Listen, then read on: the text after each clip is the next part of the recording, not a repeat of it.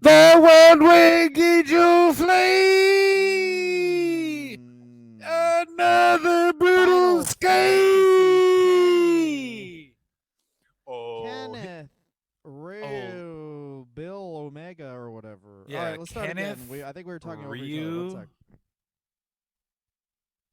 Ladies and gentlemen, welcome to the Wrestler Review. My Is name is wrestler. Dylan Gott. It's wrestler, not No, I wrestler. pronounced the fucking T. The T's for No. tough.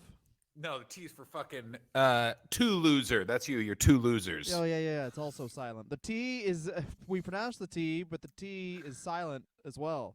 Yeah, you Figure that pronounce. out. I want you to pronounce it, but I don't want to hear you pronouncing it.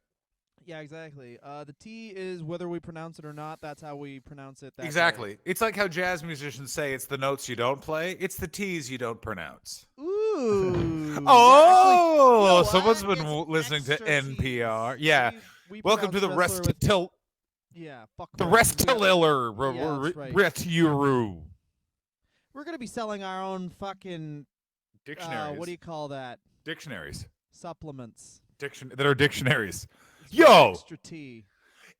Yo, your sentences got abs? What's that? Your sentences. Do your Ooh, sentences yeah. have fucking abs, you bitch? Are your sentences doing core? I Mm. don't think they are. Well, you better fucking get yourself some of this dictionary in your ass. Just two men with ADHD screaming over each other. I'm Dylan Gott. That's I'm John John Hastings. This week we're talking about Kenneth, Bill, Stevens, Rudiger, Omega, the third. That's right. Winnipeg's own biggest nerd. Oh, yeah, bud. Meanest Imagine Kenny Omega's even funnier when it's just imagine a young Tyson Smith growing up around guys like this. What you playing with there, bud? You little fucking little guy, fucking Asian. They didn't say Asian. You fucking Asian. No, they fucking would- they would boys not. There. Hey, Mr. Power Rangers, why don't you do a little fucking Voltron on Hey! my fucking cock, you fucking geek? Hey, Kenny, are you watching that fucking wrestling that Chinese people put on that's for Japan? Yeah. Hey, fucking man, why'd you come down by the fucking creek? Donna showed what some of your fucking breasts last fucking Sunday, you fucking loser, bud. Oh yeah, buddy. Here's the thing about that. I heard you're fucking wrestling there. I heard I'd fuck your fucking mom though. I'd fuck her. I'd be your real dad. I'm 8. Yo, hey, I'm 8. I'll teach I you how talk to like wrestle. this. I'll teach you how to wrestle. How about you give me some smokes first, though, bud? Why don't you fucking get your little pussy out of your fucking cock there and do some real fighting there, bud? Hey. That Bret Hart there, I could fuck him up. I'd fuck him in his ass. I'd make him fucking nice. I'd make him my wife, bud. My Aunt Sharon once fucking gave a fucking blowjob to Roddy Piper, and Oh, he yeah, that's fucking nutted on her blouse. She still wears it. No, that would be. It would be this. It would be this. Can I, if I could amend that? Go ahead. Your little wrestling there, oh, it's real? Well, my Aunt Sharon fucking blew Roddy Piper, said his dick was fucking this big. That's exactly what it would have been. It would have been an unnecessary information about the penis size shared between a family member. Ladies and gentlemen, Kenny Omega is from Winnipeg. Winnipeg is ground zero for scumbag Canadians. The sports winter coats, smoke-filled, salt-covered stands. Obviously, he grew up in Winnipeg. Every biography I've seen of the guy, I love how when biographies about people they really like have to be like, and his upbringing was so nice. Mm-hmm. But he got into wrestling at 15. He wrestles in the Canadian Indies for a minute. And Oh then my God. I gets can signed only to WWF. imagine what he was fucking seeing because he was in the Canadian Indies. When the industry broke. Yeah, like he was in the Canadian Indies, like at a time when it was like, what the fuck, like the weirdest wrestlers. He'd be doing so many matches with like, oh my God, who like Billy Jack Haynes. You know what I mean? Like this is Yeah, the industry broke, so you only had like. Neidhart and Snake drunk Oh, on yeah. crack at an indie show, and Kenny Omega. He literally started like. It's like, hey, I'm gonna get into finance. I got into finance in 2008. Like, Yeah, it's like, hey, I'm gonna get into 2001 he gets in there. I'm gonna get into stand-up comedy. I'm gonna do that in 2006. Hey, how you doing? But that being said, the way he does wrestle, like he wrestles guys like Chris Sabin, Amazing Red. He wrestles for Harley Race's promotion about 4 years in. Like, it's one of those things where Kenny Omega, just by virtue of the fact that this guy has abs and muscles, has already set himself apart. I let also alone think- the fact that he's actually athletic. I also think that he has, if you literally list like Chris Sabin, Amazing Red, Kenny Omega has a different look than them. Kenny Omega, this is not brought up enough. He has 80s bully face that just doesn't exist anymore as a face in wrestling. Do you know what I'm saying? Like him and the Young Bucks, the one advantage they have is they look like the shitheads who were leaned against a car in high school. That your girlfriend? And then you're like, yeah, it is. And then they're like, oh, how'd you get one? Like that's like they don't know, like they're just like, hey, we're bullies, and you're like, you're not though. And then they're like, you're that's true. Like that's what they look like. He looks like a fucking weasel rat. Yeah, and he's more so than you. It reminds me a lot of, like, physically, weirdly, is Bret Hart, because he's like very naturally muscular. Yeah. Bret Hart is very, very naturally muscular, and only because of who he was wrestling back then does it not hit into place. Like, this guy's naturally like 5'10", 5'11", and just 230 pounds of like juicy yum yum.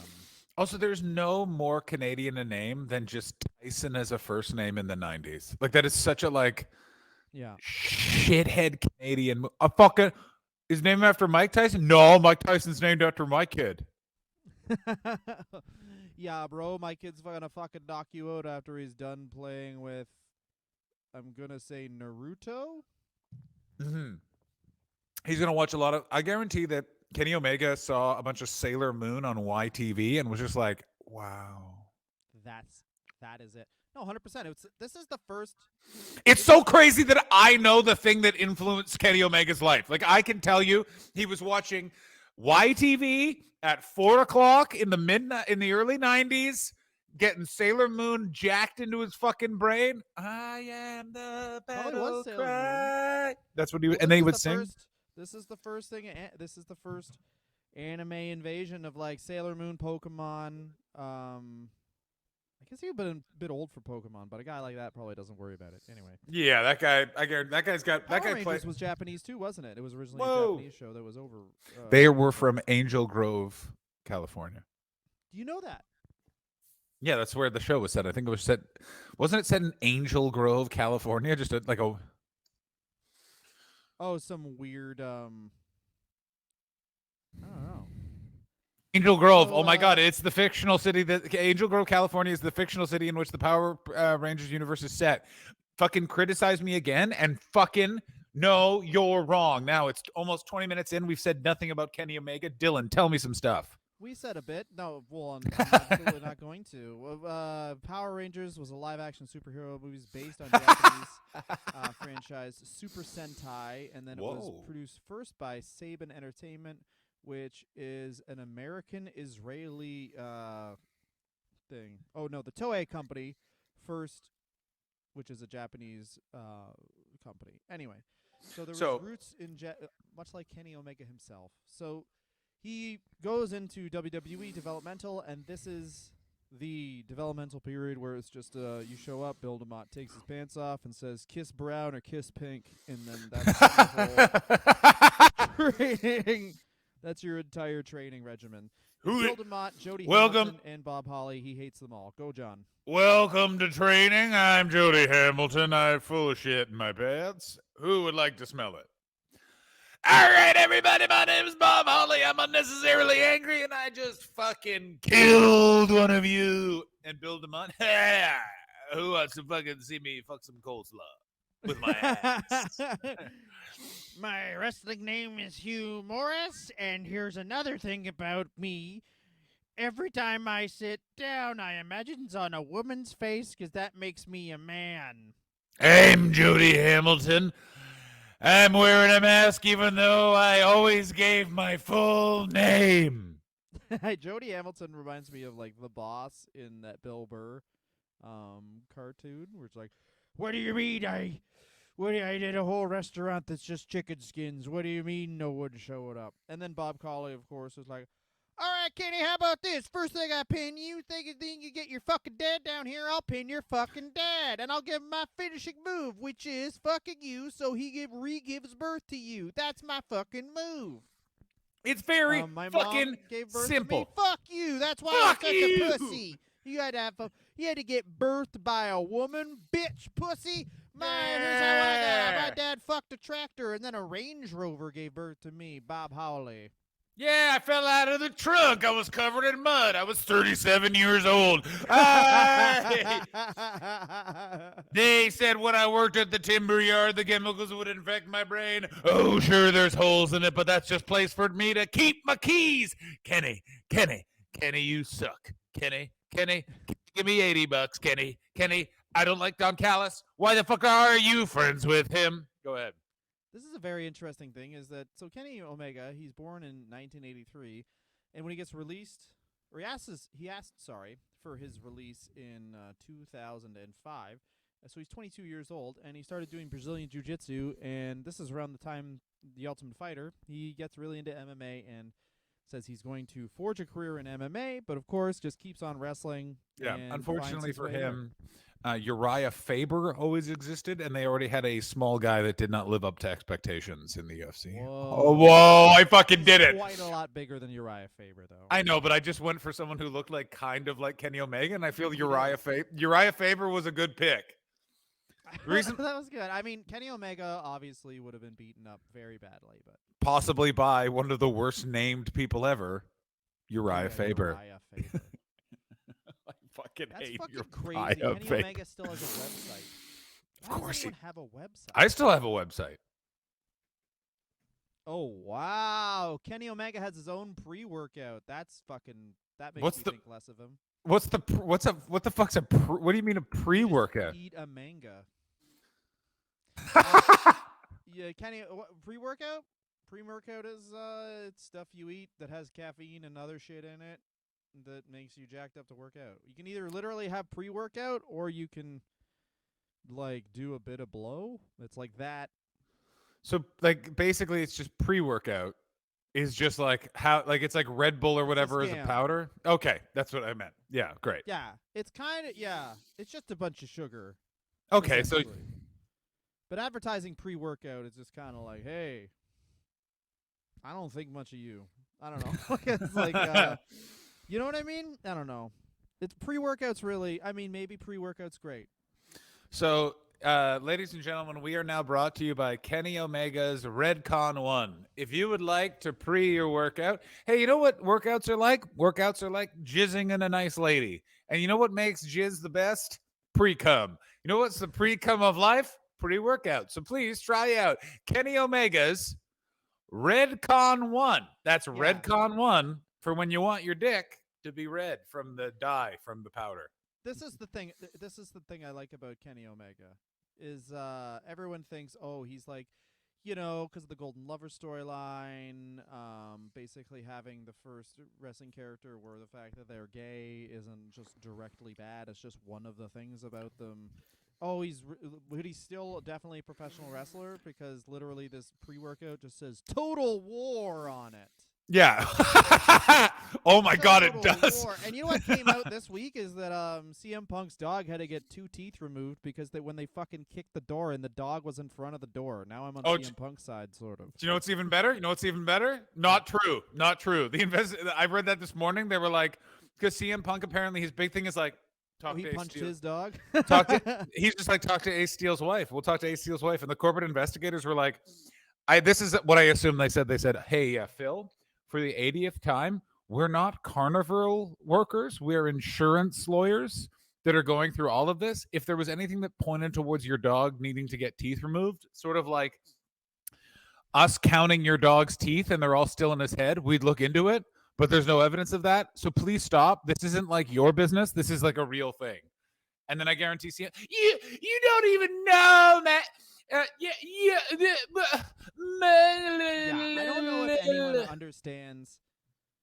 We'll talk about CM Punk later. Anyway, it's a professional wrestling thing, and someone said this, and it is true. This is CM Punk.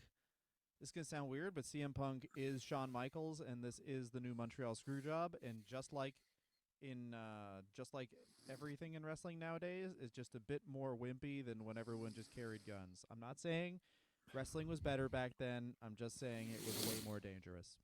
And Yeah. also, like, the fact that CM Punk, like, I guess the Young Bucks and Kenny weren't on TV afterwards, but Vince McMahon had to show up the next day with a black eye, and, like, Bret Hart, a guy who fake fights, punched a man in the face and gave him a black eye, and CM Punk Didn't got show up with a offended black by eye. it. Vince McMahon didn't show up with a black eye. Didn't show up at all. I was at the Raw after that. He didn't show up at all. Yeah, he did the speech. That speech was weeks later. The Brett screwed Brett speech and all that. That wasn't the next day. Oh, wow. Yeah, everyone I've remembers been it. cucked. It was like a while later. He was like, "Well, time to address this thing I did that was good." So he does the indies, CM Omega does. Woo! And he finds his place basically because the indies become fucking silly. Mm-hmm. So And Kenny Omega's a silly boy. It's basically what it is all of the people that wanted to do like sports. It's like wrestling. All of the shithead bully like athlete bros became famous, and the indies in this moment were just like, I'm 4'11", but boy oh boy, can I do a fucking belly to back suplex? Or because just no one's like, going. You have yeah, no exactly. stars. There's no stars. We need to make our own stars. Get me a guy who looks like potato salad. We're calling him Joe. Get me a man with luscious hair. We're calling him AJ Styles. Well, just think about wrestling. Think about the wrestling outside of WWE for like maybe it's late till 2004. There's this time where it's like not only does WWE have all of the main talent from WCW, but a lot of that main talent is locked up in contracts for 2 other years. So you get Oh like my 2 God. whole years of not anybody can wrestle because like even guys like who would have just been on the indies in regular time would have been like Nash, Hall, Hogan, even fucking Goldberg. All these guys would have just been like wrestling other places for those 2 years after WCW, but they're still all on contract. So you get time. Now this is obviously past that time. We're 2005, 2006. So, but that's been established, right? Like guys, like we did the episode on oh my God, Reckless Youth. Reckless Youth is one of the guys who's just like, okay, I'll do chain wrestling one night, and the next I'll just be silly because no one's tracking me, and this is just fun. There's also a weird, how do I say this? In that time period, there was kind of a like nothing's working, so do whatever you want to everything. Do you know what I mean? Yeah. It's such They're an just trying shit. Like It's weird. We kind of need one of those events right now because of AEW and WWE's prominence. There's kind of like everyone's doing one style or the other, and no one's like as soon as a cool indie starts, then suddenly it's got like 8 podcasts and it's doing a webcast, and Triple H has appeared on it. You know what I mean? Like it's this thing of like there isn't everything's recorded now. You need some just like fucking go 2 years, blender it, get a job, Yeah. try some shit. exactly What like Kenny Omega does in DDT and all these things is that he tries things. And now this is the thing about like you talk about guys like Jim Cornette who like hate Kenny Omega and shit. Like Dick Murdoch did the fucking curly spin around in the ring. it's exactly It Jim just wasn't on Cornette. tape. Yeah, it wasn't on tape. The thing that Jim Cornette hates is Jim Cornette, by the way, the Midnight Express were fucking Dave Meltzer has talked about this with Jim Cornette, and Jim Cornette denies it. But I do believe it, which is the Midnight Express was hated the way that the Young Bucks and Kenny Omega were for how high level their work rate was, how intense they took like heel behavior in storylines, all of that sort of stuff. It was felt that they heated up territories too much. But back to your point, it wasn't recorded. And also Jim Cornette got older and has not remembered the innovation. He thinks of wrestling as a set of rules and a set of tricks you use to get an audience towards you, not understanding that that audience has shifted away. And Kenny Omega basically was one of the people who inadvertently rewrote that book. And also, weirdly, he rewrote that book for a portion of wrestling fans, but not all wrestling fans. In that way that AEW kind of has 2 audiences. The super intense, been following these guys since PWG, the new modern version of Tape Traders, who are guys that I guarantee are who like Kenny and the Young Bucks are playing to. And then there's everyone else that's like, I like fucking wrestling. Let's see what this fucking shit is. Yeah, it's kind of like Omega's kind of like one of the people that oddly makes it fine to show people who don't like wrestling because they're like, wrestling isn't that fucking fake thing. And here's this guy wrestling a 9-year-old girl. And they're like, oh, so they know it's silly. Yeah, they know it's silly. Yeah, and it's kind of that thing of like it actually sort of works. Like Kenny Omega and Mick Foley have a lot in common, and that they're both people that can act as a retort to "Isn't wrestling fake?" And it's like either you show that Mick Foley clip of Mick like falling off a fucking cage and be like, "You tell that guy with no ass it's fake," or you show him Kenny Omega just like wrestling a ladder and being like, "We know, we have fun too." But yeah, Mick Foley's the exact same thing. Him falling off of the cage through the table, or him with a sock on his hand, and the sock has magical powers that make people go unconscious. It's the best. Oh, don't let him touch. That's the duality of wrestling. Anyway, Kenny Omega sends some tapes to DDT. He basically makes a video where it's Kenny Omega wrestling a guy who looks so much starkly like me right now. It's upsetting. And he gets signed to DDT. And he's always been big in a Japanese culture. He wrestles a minute with Ring of Honor and stuff. But he really does honestly find his way in Japan. He really does, and it's very interesting in that he's basically the 21st century version of Stan Hansen, and Stan Hansen is fucking pissed. Not really though, because he's not like Stan Hansen could give a fuck. I get, hey Kenny, are you getting that money, son? I certainly am, Mr. Hansen. That's good. I liked it when they paid me cash. Hey, can I use some of your pre-workout? I want Total War. Hey, Kenny, I put some of your total workout in my beer. Shit my pants. Calories don't count. I guess it works. I work out my asshole. I'm doing keto with my asshole. So he starts his storyline. Basically, this is obviously just off some YouTube stuff I watched. But anyway, he really liked Kota Ibushi, so he went over to Japan and immediately starts tagging with Kota Ibushi in DDT. And this begins essentially a, what are we going on, 16-year storyline where, are they gay? Who knows? It's so weird. So great. So fascinating. They kiss each other and stuff, but it's like, but I will say this, when they kiss each other, it's wrestling. So it's like, it's not as theatrical as the kicks, as the I kiss always think would of be, because it's like, you know what I mean? You want to see these guys like, let's fucking... We get it. You're both straight. Let's get some tongue in here, boys. Yeah. Yeah, I completely agree. Like, we all know this is for storyline, but storylines are still supposed to be hot, guys. Yeah. And what is a blowjob, if nothing else, but a kiss on a dick? Let's suck each other off, guys. Guys, I've said it before and I'll say it again. What is some penetrative anal sex if not a penis kissing someone's asshole? And I want to see that for the entire second segment on the New Japan television show that's broadcast in Los Angeles sometimes, but I can never find it. Go ahead. Yeah, exactly. I think that one of the things that should happen is after the match, it's like, are they or not?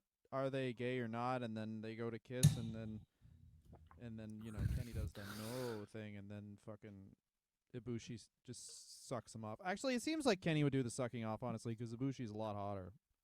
I disagree entirely. I feel like Ibushi's always sweating, and he has a perfect body. Hey, also, his hair never seems to be affected by what he does in the ring. That is very true. Kota Ibushi is like maybe one of the more handsome men on the planet, because it's like his hair is always perfect. He's always just that like perfect, like I'm gonna say commercial amount of sweaty, where they literally, if you've done a commercial, yes, like, he they is. spray you with sweat that sticks, and it's really like you have to fucking with all your body just try not to do this. Just try not to wipe it off. And Kota Ibushi's always perfectly sweaty. His pecs take up half of his like torso. It's like he's all pecs. He has this big man tit. Yeah, he is. It's really good. You could show a movie on his left man tit. Oh yeah. And anyway, they don't suck each other off, but they should. That's my comments about the Golden Lovers. I can't just unless the Golden Lovers mean they piss on each other, in which case, all right. We haven't gotten there yet. Like, it's also the thing of we're just into piss. We're not. It's not just that we're gay. We're like super into piss. Yeah, like it's. I don't love him, but I love the way he pisses.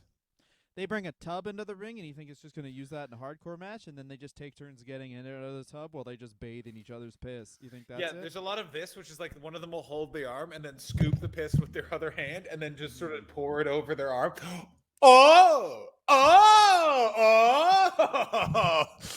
Yeah. They have a match with Moxley, and Moxley's like, I'm fucking the most hardcore wrestler here, and he pisses on them, and then Omega just looks at him, gets a fucking super hard dong because he's like taught himself to do that, and then he just pisses in his own mouth in the middle of the match. Yeah, he pisses in his own mouth, charges up. One Wing Angels the ring with Yeah, John yeah. Moxley in it. Yeah. I am the battle cry. Moxley's actually dead. Yeah. That's the breaks. You died for wrestling. Good for Yeah. you. Renee Paquette, not sad. As it turns out, John Moxley, not the best husband. Like, he wasn't bad, but he just, like, he smelled bad. It's actually good now that my son has no dad. That's what No, she it's- comes on TV and says. Yeah, exactly. Now that my son has no dad, he's also been signed to a weird contract with AEW, which makes me fine, but everyone else is like, stop doing this, Tony. Stop it. So he has some appearances. Basically, coming in and out of Ring of Honor. He's still working the indies in New Japan because I think one of the greatest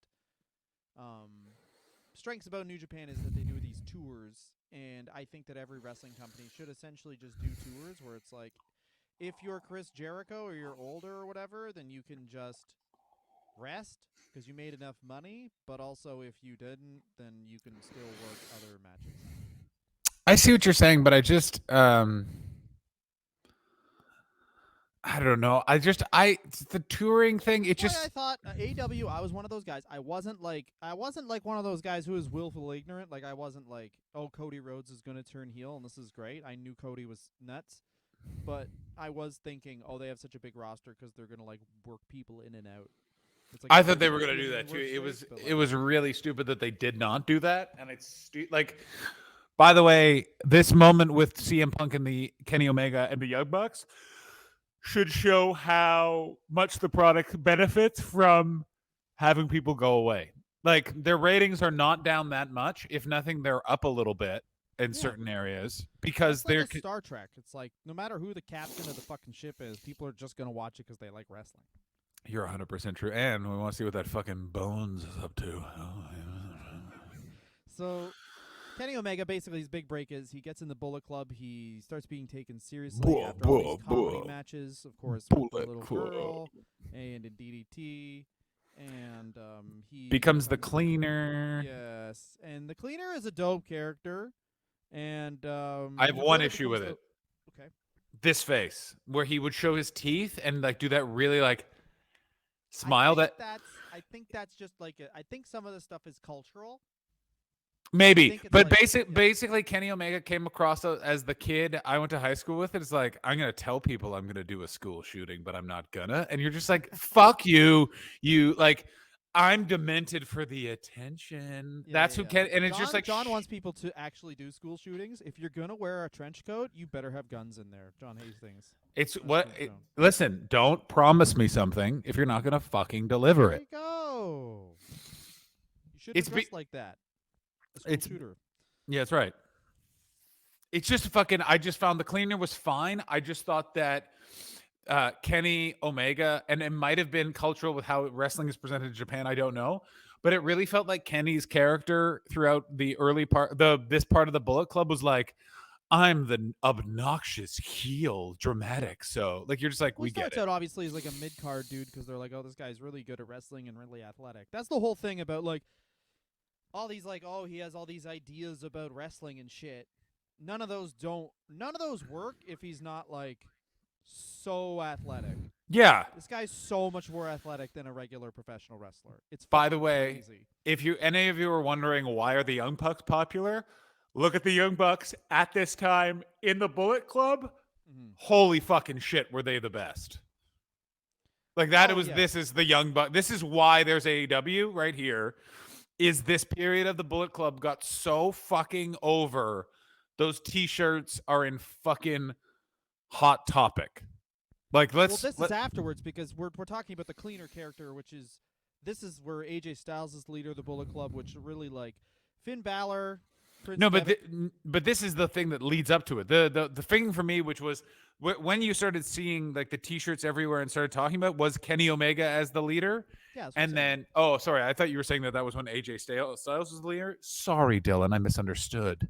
Well, it's I think Bullet Club's one of the weird stables where it's like only the Bullet Club in their like third iteration actually hits their stride. Usually every single stable, I guess maybe DX is the same way, where it's like they were as strong in their second iteration with the Outlaws and X-Pac as they were in their first with just Michaels, China, and Triple H.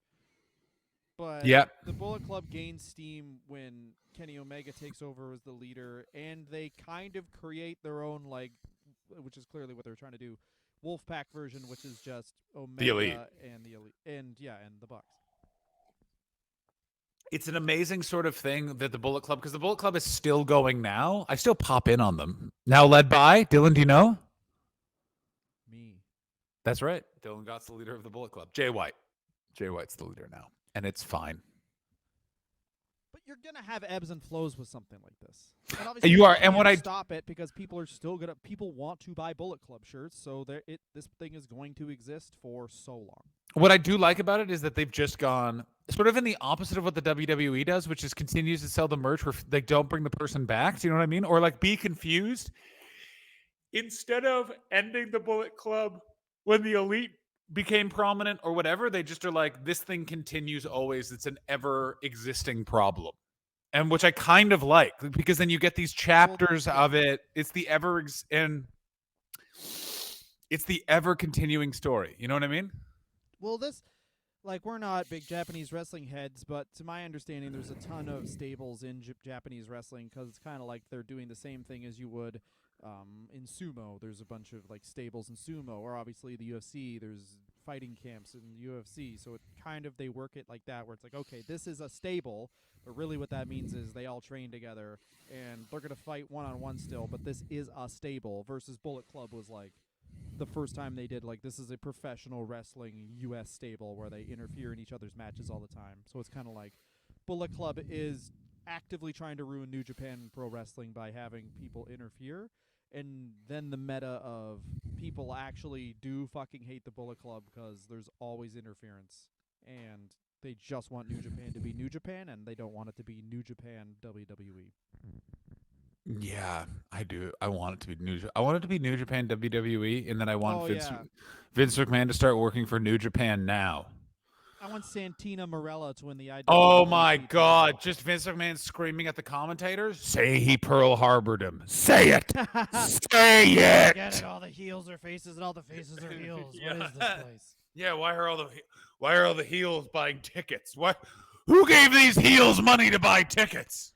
Vince McMahon might go to jail, but I do think he should be let out of jail to book one New Japan show, and it should be a Wrestle Kingdom, and everyone will be like, "What the fuck?" and then find out afterwards, like, "Oh, okay, they just did that for fun." Yeah, like why is Hulk Hogan here, and why is he suddenly setting up a match with Kenta, who's green, and someone is yelling into a microphone, "That's Godzilla!"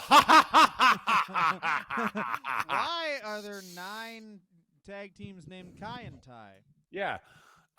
Why is there a 1-hour segment marked for Wrestle Kingdom called Choppy Choppy Audiences Peepees? Let me tell you about that segment. It's where I fucking stab people in the dick for an hour. They do great I'm work ribbing. here, and this is clearly the peak of Kenny Omega's career is when he becomes the leader Yeah. of the Bullet Club, because Yeah. obviously you get the matches with Okada, which were 9,000 stars out of 1 star or whatever. It does weirdly like also ruin New Japan, where I've heard a lot of New Japan podcasts where it's just people complaining about like not every match has to be 45 fucking minutes. Yeah. With 95 fucking false finishes. But this is the other thing is this is where you get Cody into the Bullet Club, and I think the Bullet Club, the Elite, those 5 guys, Cody, the Bucks, Omega, and Hangman, that is really the strongest stable of the last 10 years, because you get Cody being like, I'm fucking Dusty Rhodes' son, I'm going to take this fucking thing over. And Cody is such a fucking good heel, which is why everyone was like, please just be a fucking heel. Why the fuck, by the way, they didn't do like it's so weird. They had this big feud, and then they really didn't do anything or pay it off because they went right into AEW, and it's this weird thing where A lot of what Kenny Omega's philosophy is like even your indie shit is canon.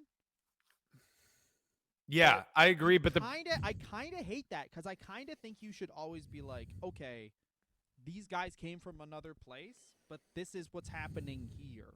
It's like you created your own world. It's like this is a different movie. Like every wrestling promotion is a different movie is the way I kind of would think about it. Because then it gets too complicated because like, okay, so if it's all canon, then did Kenny Omega actually lose in fucking Border City Wrestling to Scott D'Amore last night because he just needed money and then he wrestled that match and lost? Do you know what I mean? Like, yeah, like if that's true and all of that's canon, then also Don Callis, you shouldn't be your manager because if it's all canon, Don Callis was in wrestling 20 years ago, had to go get other jobs and came back because he was nice to you. Like that let's not make everything canon then, Kenny. You look like an asshole. oh, buddy, if it was all canon and just is just a giant way to reintroduce Kurgan, thank God. Oh my God. Can we get more Kurgan on my screen, please? What was the Jackals? What was the stable called again? The Truth Commission? The Truth? Yeah. Oh, that would actually really work.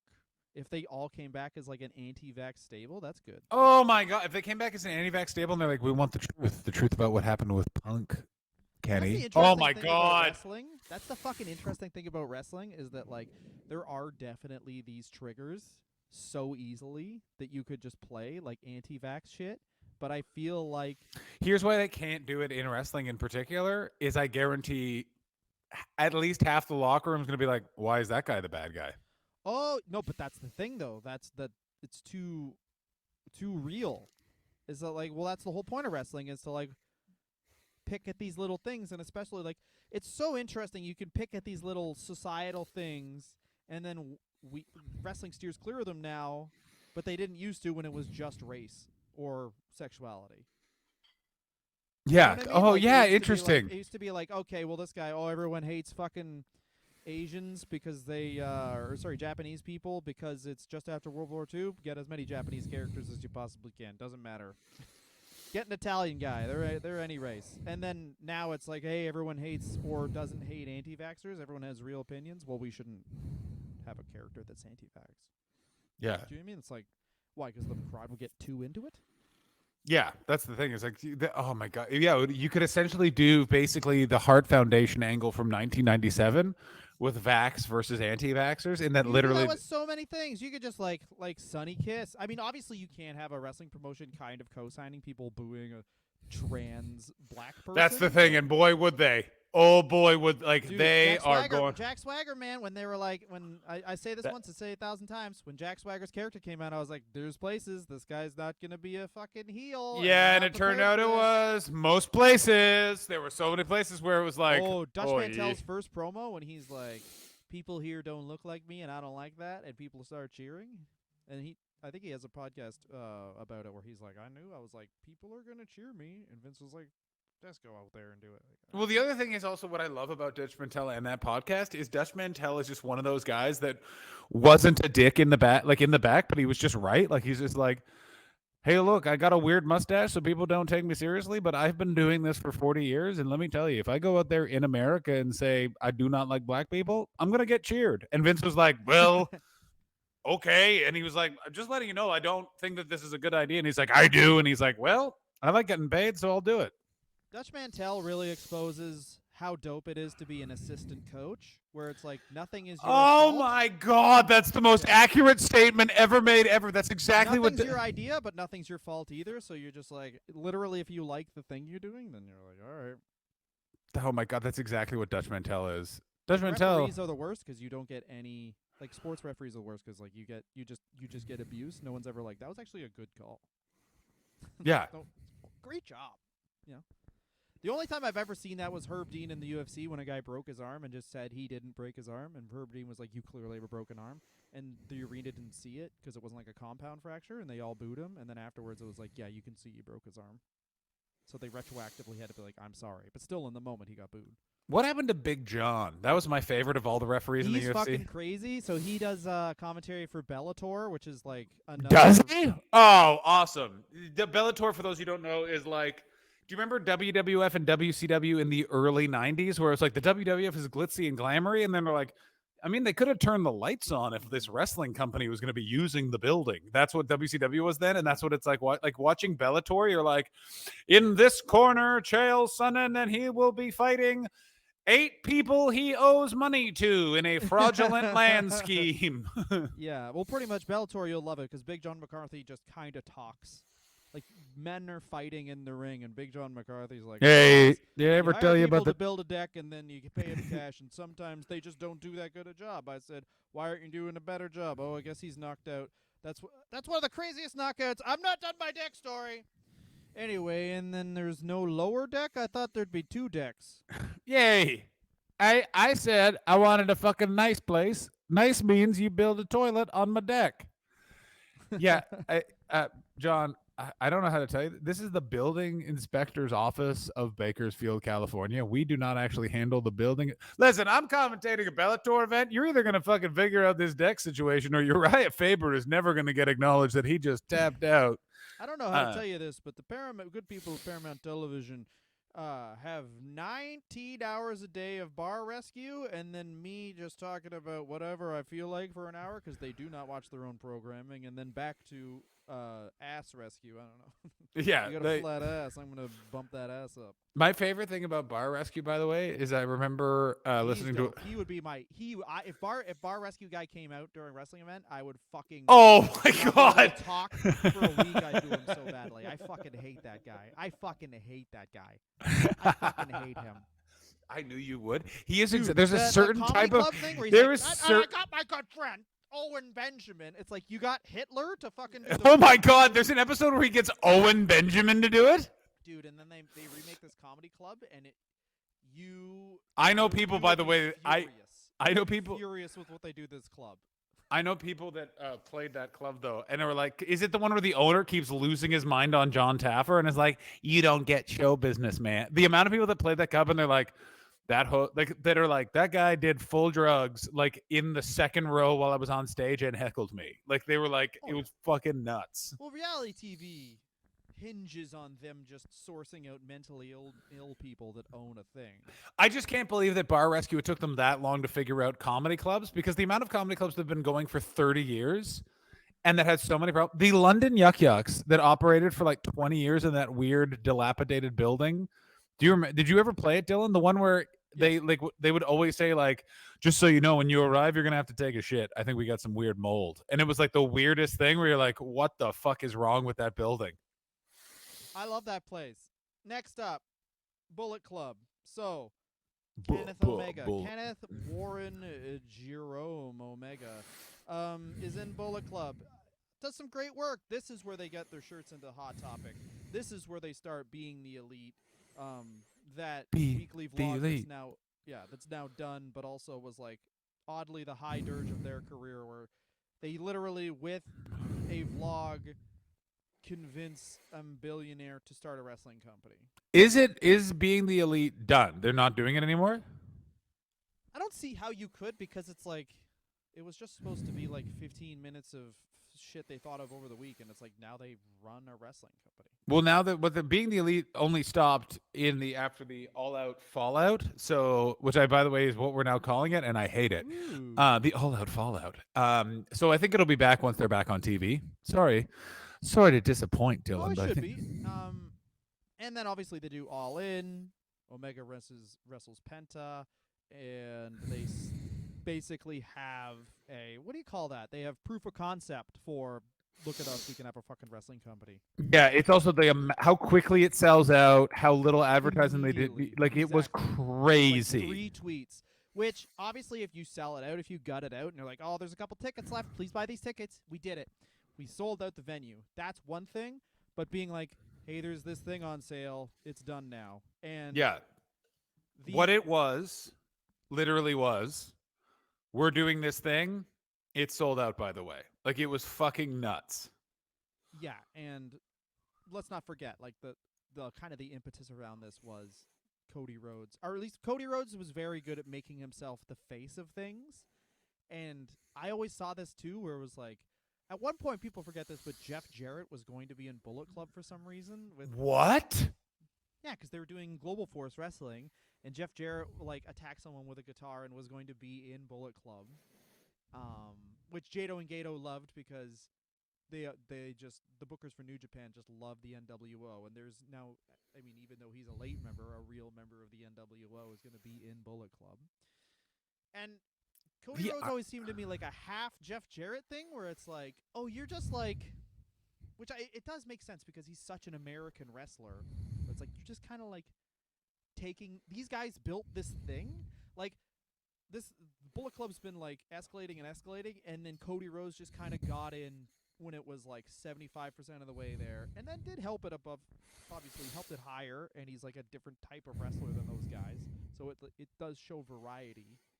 But yeah, he just seemed like really advantageous, which, I mean, Cody Rhodes going to WWE, same thing, so I don't even know what that fucking diatribe was about. But anyway, what it is about is very interesting in that Kenny is very much, he's a guy that lays the foundation for all of this, but you can see by this point, by the way, that it's very much, and we do know the business of it, it's the Jacksons and Cody are really running the show, and Kenny Omega is very much, he is also a part of it. He was part of the like being the elite building and stuff like that, but you do see him take a very decisive backstage role, especially as AEW gets off the ground, because this is my first big exposure to Kenny Omega, is the first AEW pay-per-view, Double or Nothing. And when I see Double or Nothing, Dylan, do you enjoy how I pronounce that? Double or Nothing. When it how do I say this? When he came out in AEW, it was, I felt, and I think I wasn't alone as a North American wrestling fan, just went, wait, that's Kenny Omega? Like, that's what he does? Like, it wasn't mind-bending. Japanese television. Well, this is the thing. A guy like this, no matter what it is, he's built up too much. And when your thing is, I have the best matches, you're kind of like just can't do squash matches. Like, yeah, that's a great point. And it's gotta have like a fucking 5-star. There was like, who was it? He wrestled, and it was a good match. He wrestled Alan Angels, and he didn't go life and death with Alan Angels. I thought it was a good match. Like, it was like clearly Kenny Omega wins. But it's still like, you don't need to go life and death with like, you know, lower mid-card jobbers. You're supposed to be like, I have 9 belts guy, so just kill some people. He never really kills. I don't know. But anyway, that's it's a great. Well, it's up until when it's basically, we have the first 18 months of AEW. It's fine. It's in the pandemic, and then we get weirdly the best part for me of Kenny Omega's career, which is his AEW. I know we're skipping over the Chris Jericho matches and all that sort of stuff. We will do an AEW Kenny Omega episode when he retires in the next 2 years, because CM Punk hires him to be killed or AEW folds and the WWE doesn't pick him up, and we'll go in depth. But I just want to say that his AEW title reign was the best Kenny Omega I've ever seen. It was the best AEW's ever been. He was phenomenal in his role as I am anime Harley Race. I didn't like it at first, but towards the end of it, I was like, this fucking rules. This is exactly what I wanted as a champion. He was shitty. The weird anime aloofness worked perfectly with his mutton chops.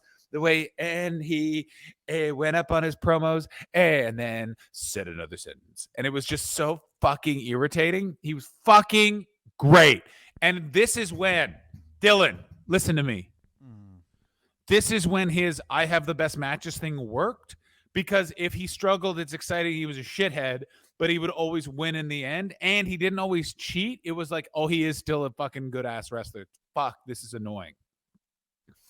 I just think, like, if I'm going to use the, like, kind of like compare it to the UFC, anytime a guy's like, I always have good fights, that means he's like a middle-of-the-pack UFC fighter. Interesting. Like, I crush people.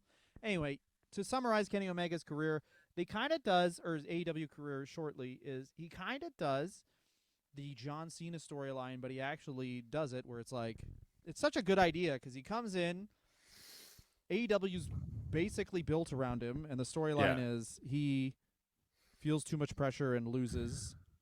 He does a lot of cool shit, like he immediately loses to Pac. And then his entire storyline is essentially like the John Cena one, but he actually commits to it, which is he loses a bunch. He teams with Adam Page. They win the tag titles. It goes immediately to his head. And the Elite and Kenny and the Bucks turn heel and become the look at us, we're so fucking cool. But it's a weird way to have Kenny be a heel because he's obviously got such an amazing style of wrestling that you kind of have to separate the character outside of the ring from the guy in the ring. It's kind of But like that's why having him run around with all those belts and be a shithead worked so well. I see your point. And let me say this about your point. It's wrong and fuck yourself. ooh. Yeah, Dylan.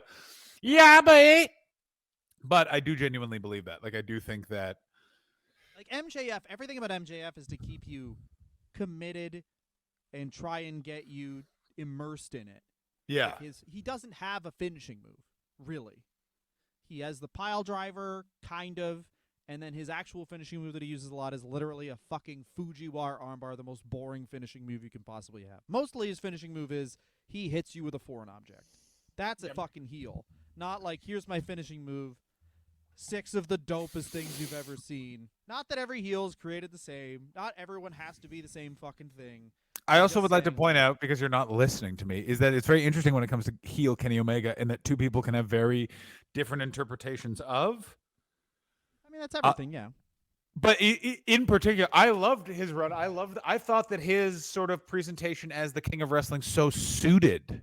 Do you know what I'm saying? Like, it was sort of the opposite of. Yeah, I guess you can't have that character of like, I am the franchise, I'm why this started, without being a heel, right? So Yeah, he's a heel. but yeah, I think like what you said originally really is like, I'd say the way to the entire Kenny Omega weekly U.S. wrestling run. The first time he's done weekly television in the U.S., which is a lot more promo based and everything than Japanese wrestling is, it was just built up so high that he can't live up to it. So the first year and a bit is always going to be a letdown because you have to readjust your expectations. And then when he comes in as I have a ton of belts, he's in Impact Wrestling, he's wrestling everybody all over the place, having great matches. He's great. He's great. It's just his prime was those Okada matches in New Japan, and everyone has a high point, and that's what he'll be remembered for, is those 3 Okada matches. And now we're just kind of seeing like, it feels like we're like watching like Ric Flair in 1989 or something, where it's like, oh fuck, he's doing it again. But still, I guess 89 was kind of Ric Flair's high point, some people say. Yeah. So I don't know. For me, it was 2022. I think it was whatever he gets caught for fraud or whatever is coming up. But I don't know. Kenny Omega will have a big resurgence because and this is the most brilliant thing he's done. No one's ever kicked out of the One Wing Angel. This is the No most one's brilliant ever thing. done it. Someone's going to kick out of it, and it's going to be a 9-star match because he's going to like kick it. He's going to do it again, and then they're going to kick out again. Like someone's going to kick out of that move like 3 times in a match. It's going to fucking blow everyone's mind, and then I he's thought it gonna, was like, going to go be away and Adam Page. What I literally thought is how they were, and I actually think that they made a mistake not doing that. I think that Adam Page needed something to shift that character away from like, he's a cowboy, but he's also sad, to like, he'll kick the shit out of you. And it's like, this fucking guy kicked out of the One Wing Angel. Adam Page needed that rub. They should have done it then. I'm so like, but that is who Adam Page is, though. He's literally a cowboy with mental health problems. Like his Twitter bio is his character, which is Millennial Cowboy. that's fine. Let me say this right now. He doesn't need to be like he's never going to be Stan Hansen. They need to update it a bit. They need to give him some juice. I understand, but I understand the long-term storytelling that AEW engages in is exciting for a payoff. What I'm saying to them is they need to pick up the fucking pace and they need to spruce up some of their characters. CM Punk is gone. That's fine. CM Punk, in the end, what CM Punk was just a big, giant, hot baby face that kicked the fuck out of people, and they don't have any more of those. They need to start making more of those. But fuck off, Moxley. There you go. I fucking I'm from a junkyard. I don't like this. Shut up. I could beat the shit out of you, John Moxley, you fucking loser. You sweaty loser. My character is I'm a stepdad that probably cries when your mom feels like she can do better. That's me. Yeah, emotionally abusive guy. Yeah. I'm Anyway, guy who But they just turned MJF face. Yeah, no, it's all right, I guess. But he doesn't. It's gonna be, MJF, I mean, the MJ, MJF thing's gonna be great. It's gonna be great. it's gonna be huge. Yeah, it's gonna be great. So Mm. I think the final thing about Kenny Omega, and I'm sure we skirted over some stuff, and I'm sorry because there's some really big Kenny Omega fans might be listening to this and being like, well, these guys didn't even really watch the New Japan stuff, and we are Nope, sorry we for didn't. that. Psych, Yeah, fuck psych, we're you. not. Fuck Yeah. off. We hope that it hurts you. We hope that you feel bullied.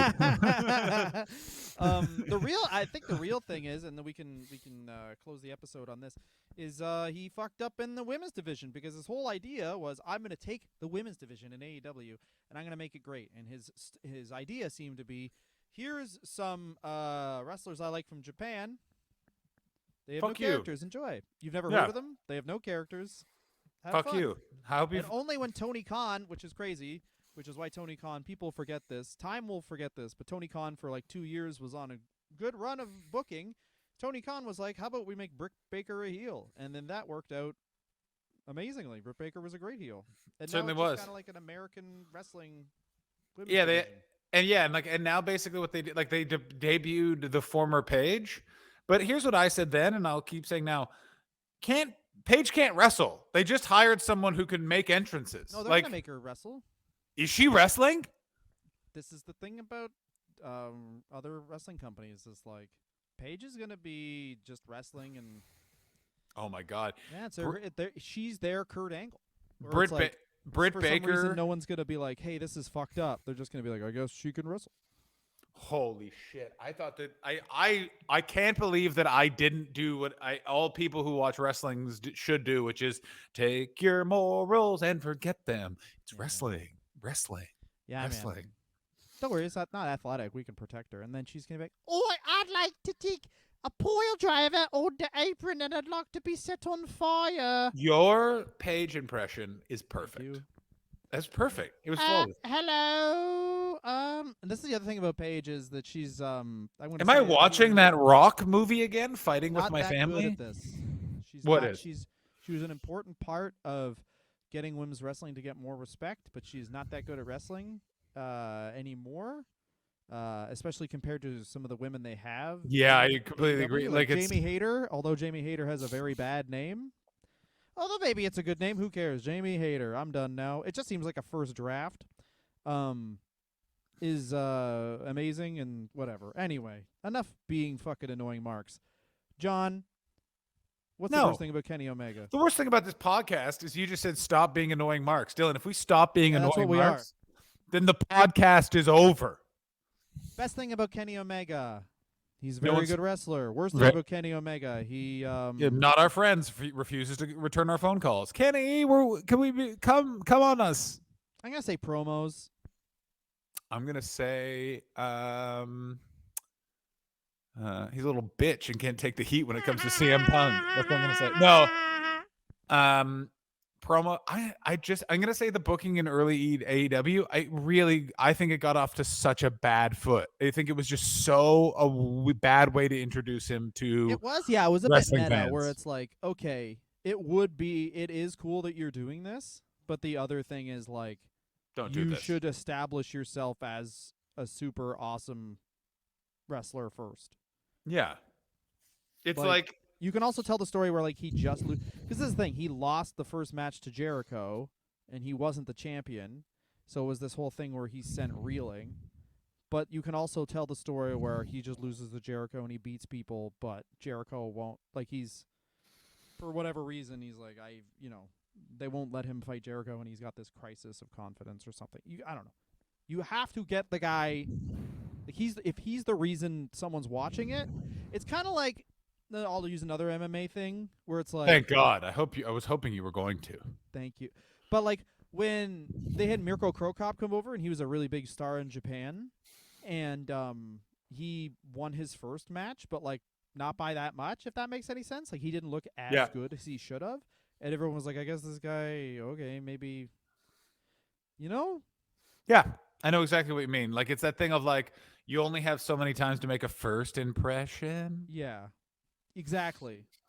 Like if you're gonna get a star to come over by the same, like the way they debuted Malachi Black, even though the rest of his fucking AEW career was shit, was exactly how you should debut these people. Guy comes in, kills one of your top guys, You have a star now. Yeah, you know what I have to say? Are you ready Yeah. for this? I'm going to say something that I have to say. It's gonna be a lot of slurs. Say your slurs. They must no. I think that the most exciting chapter in Kenny Omega's career is yet to be written. When someone kicks out of that one wing angel, that's gonna be dope. I think he's a great wrestler, but like he doesn't. He obviously he's a great wrestler, and just because there's no fighting it, he's gonna be remembered as one of, if not the greatest wrestler of this generation. Absolutely. But I will say that like there's he's far from perfect. He's really good. He's not on like all-time Flair level. For that, if you want to be all-time like Ric Flair, you have to be willing to commit physical assault on women. I mean, unfortunately, and the price is self-esteem of people you meet. when it comes to wrestling, unfortunately, Dylan is statistically correct. Like I wish I could disagree. Roman Reigns is getting there. Yeah, but we also don't know what he's doing on the. We don't know how he cured his leukemia. Oh yeah, Roman Reigns just starts like a fucking really skeezy supplement thing. Yeah. Yeah.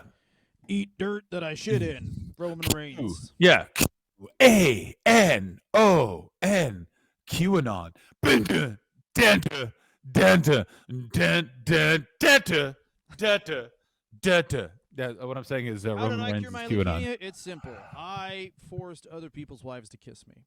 Yeah. How did I? More than a kiss is, but a kiss is fine. You can write that down. How did I cure leukemia? All right. The doctors say this had nothing to do with it, but I fully just made Paul Heyman take a shit in front of me. I just wanted to be Jewish men to shit in front of you. That is. I want him to. Leukemia. I made him take all his clothes off, and then Oh, I made him take a shit in front of me, and I got to tell you, it was a lot bigger and healthier than I was expecting. We both took our clothes off, so he knew I was stronger and better than him in a way that he could fully appreciate. He stared into my better body for 5 minutes, and then I made him shit standing up, so a lot of it got on his back of his thighs. And then he had to walk home with his shitty pussy thighs, and then that helped me with my leukemia. Yeah. And then we sat at the table. I was at the head of it. I was the head of the table, and then I got head under the table. Guys, like the rest that we of you are exactly what people think wrestling fans are. Is that That's we were, right. Like, said a bunch of things about shitting, and then we also like, Kenny Omega, I'm not plugging our. I have to go. Thank you for listening to this. Goodbye. This Patreon exclusive. Goodbye. Not Patreon exclusive. We're releasing this one. Oh, are we releasing this one this week? Yeah, Hobson can't do it. Bye bye. Oh, that's right. Bye.